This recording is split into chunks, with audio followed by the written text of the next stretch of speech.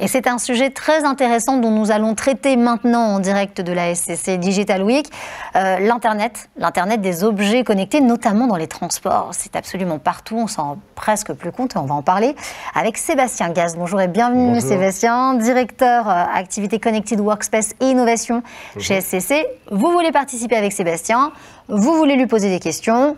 C'est très simple, vous cliquez juste là, sur l'icône en haut à droite de votre écran, ou vous utilisez le hashtag SCC DW20. Sébastien, les objets connectés dans les transports, ils sont partout ou pas? C'est quoi l'état des lieux aujourd'hui, en tout cas en France? C'est une bonne question, décidément. Merci. Oui, ils sont partout. Alors, il y a deux aspects. Ils sont partout côté utilisateur, ils sont aussi partout derrière ce qu'on ne voit pas, côté opérateur, côté opérateur principalement. Vous prenez l'exemple, les trains. Ouais. Est-ce que vous pensez qu'il y a des capteurs dans les trains? Des capteurs? Ouais, par exemple. Parce que quand on parle d'objets connectés, la première des choses, c'est on parle de capteurs. Pour pouvoir les géolocaliser? Par exemple, la géolocalisation, mais pas que. Maintenant que vous venez de m'aider en parlant de géolocalisation, je dirais que oui, il y en a dans les trains parce qu'on ne sait jamais ce qui peut se passer, non? C'est une question de sécurité? Oui, et puis au-delà de la géolocalisation en fait, qu'on utilise tous les jours, notamment avec les GPS, ce qui est important, en fait, c'est d'avoir énormément d'interactions entre les objets et ce qui va se passer au quotidien. Notamment, je prends un exemple tout bête, dans les freins. Dans les freins, quand vous voyez un petit voyant qui s'affiche sur votre panneau d'affichage du véhicule, il y en a la même chose dans les trains, dans les avions. C'est ça en fait, c'est ça les objets connectés. Et on les voit partout. Et en fait, nous, notre rôle chez SCC, c'est d'être un apporteur de technologie. Ça, c'est vraiment quelque chose d'essentiel. Okay. Voilà, donc alors, on pourra parler, moi ce qui m'intéresse, c'est surtout parler d'exemples, mais avant de rentrer directement dans les exemples, en fait, il faut que les auditeurs comprennent pourquoi une société comme SCC est finalement légitime sur ces métiers, en fait de l'IoT. Mais oui, mais c'était bien justement de se faire un petit état des lieux en commençant en France, parce qu'on ne se rend pas compte, mais c'est absolument partout ces objets connectés. Vous nous avez donné des cas très concrets. Alors, encore une fois, on va essayer de démocratiser le propos, parler à nos téléspectateurs de cas concrets. De quelle manière est-ce que SCC intervient dans ce type d'usage avec les objets connectés dans les transports? Alors déjà, d'où vient SCC? SCC, son métier, à la base, c'est une société d'intégration de technologies dans le domaine de la sécurité, dans le domaine du cloud, des infrastructures et du workspace. Ensuite, on a voulu faire quoi? Il y a 3 ans, on s'est posé la question, comment on va faire pour se rapprocher des métiers et des usages?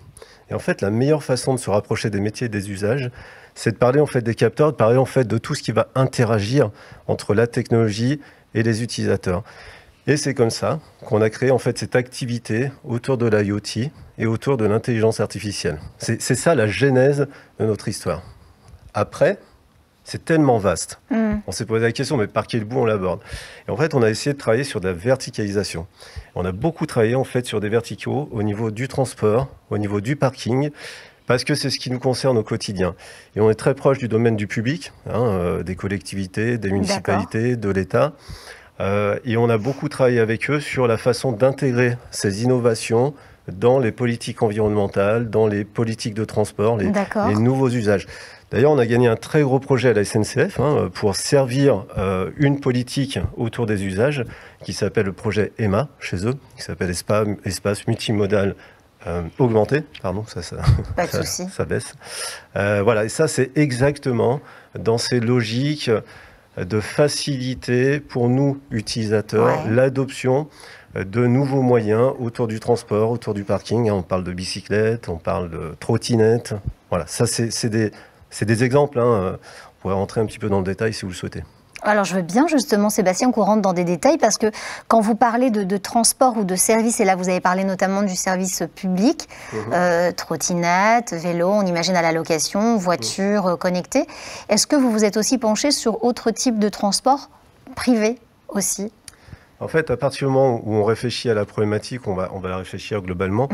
Après, oui, alors les transports privés, on a pas mal de clients. En fait, à partir du moment où vous avez du flux, vous avez en fait une problématique finalement d'adressage de bout en bout de l'utilisateur jusqu'à son utilisation finale.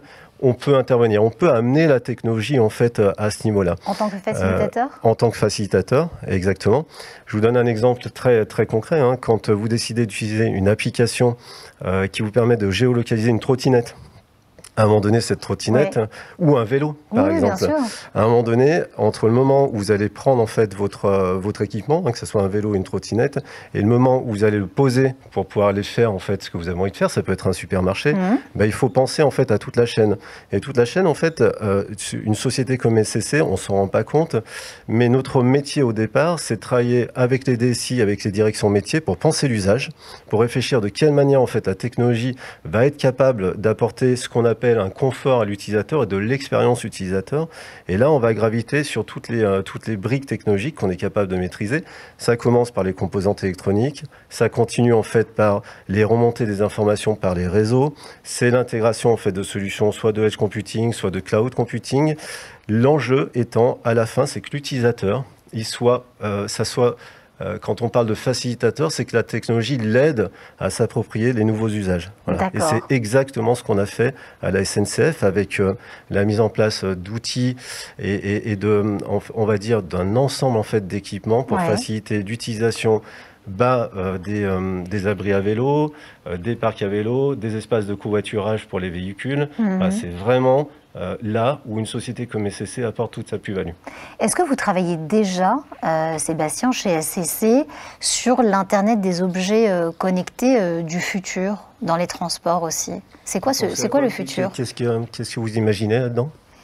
Qu'est-ce que j'imagine là-dedans? Personnellement, est-ce qu'on ne va pas pouvoir accélérer d'autant plus les choses en connectant même des transports entre eux? De toute façon... Alors, moi, je suis un grand partisan de l'interconnexion. Mais oui, bien sûr. Oui, c'est évident. Alors, on peut même... Par exemple, au sein d'une même société. Oui, complètement.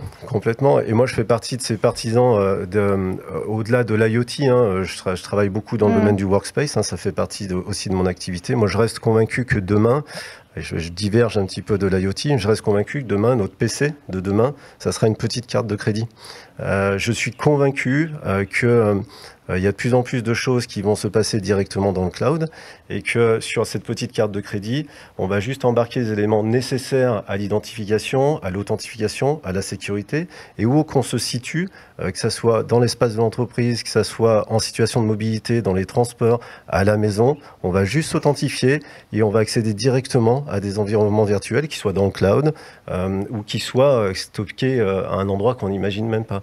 Et ça, c'est vrai au niveau des espaces de travail, mais ça sera forcément vrai au niveau des équipements qu'on appelle l'IoT pour que l'ensemble de cette chaîne soit imbriqué et que l'utilisateur se retrouve un peu n'importe où, quel que soit en fait son endroit, qui retrouve son environnement. Bien sûr. Alors vous le savez, on est en direct. Vous pouvez nous poser vos questions juste en cliquant là sur l'icône à droite en haut de votre écran. Alors dans les questions qui reviennent, on a la question sur la ville connectée, sur les transports de la ville, notamment est-ce qu'on peut connecter des feux rouges, est-ce qu'on peut connecter des voitures, est-ce que ça ne serait pas des résolutions notamment pour les accidents de la route avec les gens, vous savez, qui peuvent s'enfuir. Quand on commence à penser à ça, il n'y a plus de limite. Il n'y a plus de limite.